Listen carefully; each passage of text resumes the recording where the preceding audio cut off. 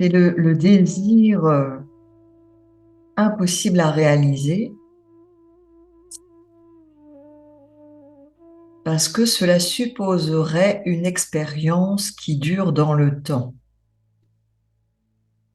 Or, aucune expérience ne dure dans le temps et dans l'espace.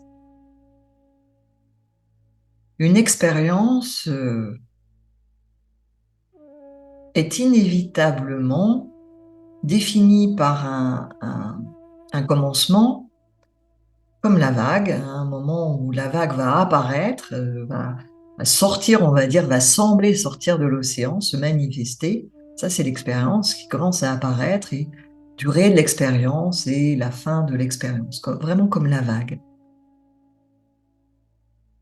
Donc, c'est le désir impossible à réaliser. Et comme tout, tout désir provenant et appartenant à quelqu'un, hein, ce quelqu'un, c'est vous, c'est Bibi, c'est c'est le corps mental émotionnel, c'est Charlie, c'est pareil. Chacun de ces mots pointe vers la même chose. Hein, l'ego, c'est ça, le jeu, l'ego. Eh bien, le jeu, l'ego, Bibi, le petit bonhomme, la petite bonne femme, lorsqu'il aspire à l'éveil, veut maintenir l'expérience d'éveil, de samadhi, de paix, de joie,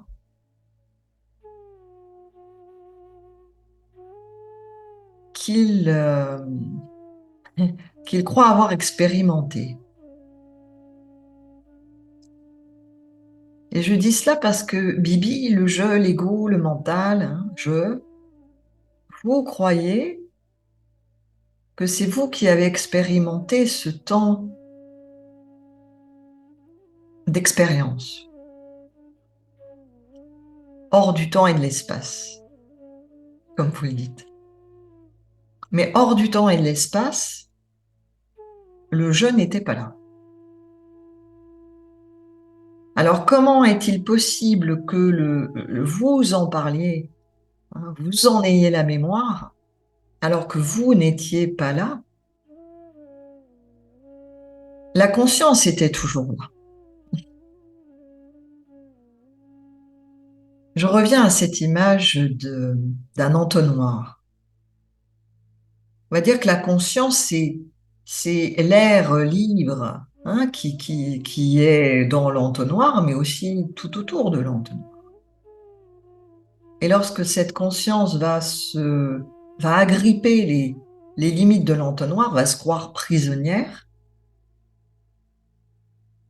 lorsqu'elle est, on va dire, dans le fond de l'entonnoir, identifiée à ce corps mental, émotionnel, petit bonhomme, petite bonne femme, je dis cela parce que c'est en lien avec la vibration 16 du tarot de vie et je fais un clin d'œil à celles et ceux qui ont participé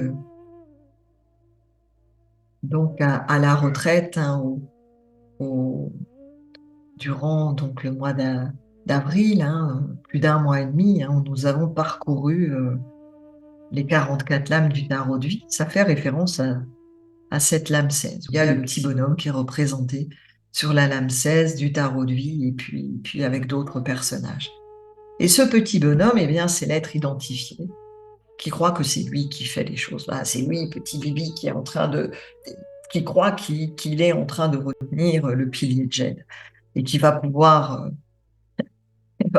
redresser le pilier de Jed. Donc, lorsque la conscience Bibi, la conscience Charlie, la conscience je est identifiée tout en bas de l'entonnoir et qu'il a vécu ce Bibi qu'il croit avoir vécu, l'expérience d'éveil, en fait, c'est la conscience. Sa conscience, la conscience qui n'est pas sa conscience, retrouvait toute sa liberté, toute sa dimension.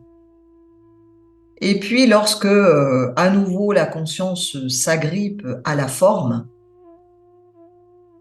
et s'identifie à la forme, alors réapparaît la conscience personnelle, individuelle, le mental de Bibi, de petit bonhomme, de petite bonne femme, et qui va dire, ah, j'ai eu l'expérience de... Parce que la conscience est toujours là. Mais là, maintenant, il y a saisi de, de la conscience par petit bonhomme agrippé à la forme, agrippé à être quelqu'un, et qui croit que c'est lui, comme dans l'anamnèse, qui est en train d'empêcher que le pilier de jet ne tombe, ce qui est une totale illusion. Donc en fait, le petit bonhomme n'a jamais expérimenté l'éveil, parce que seule la conscience expérimente. Mais pour qu'il y ait conscience de l'expérience, inévitablement, il faut qu'elle passe par une forme limitée, par une identification. Et en cela, il n'y a rien de mal. Il n'y a rien de mal à être quelqu'un. Et vous ne pouvez pas faire autrement. Là, il y a bien quelqu'un qui vous parle, il y a bien un mental qui est là quelque part et d'où les mots sortent. Je n'ai pas à réapprendre le vocabulaire. Cela se fait naturellement. Mais la grande différence, c'est qu'il n'y a pas croyance que c'est le jeu personnel qui fait cela. Qu'il n'y a pas croyance que je suis Bibi. Je ne me leurre plus. Le je ne se leurre plus. Et c'est véritablement comme la relation, on va dire, d'un acteur qui va incarner un rôle, l'acteur qui, bien qu'il incarne le rôle, sait qu'il n'est pas le rôle. Une femme qui jouerait Antigone, c'était un des premiers rôles, le premier rôle d'ailleurs que j'avais incarné quand j'ai débuté le théâtre. Eh ben, tu sais que tu n'es pas Antigone. Tu n'as même pas à te poser la question. Il n'y a pas d'identification avec le rôle que tu incarnes. Et bien là, c'est pareil, il n'y a pas d'identification avec le script. Et c'est cela que nous voyons à travers la roue de naissance.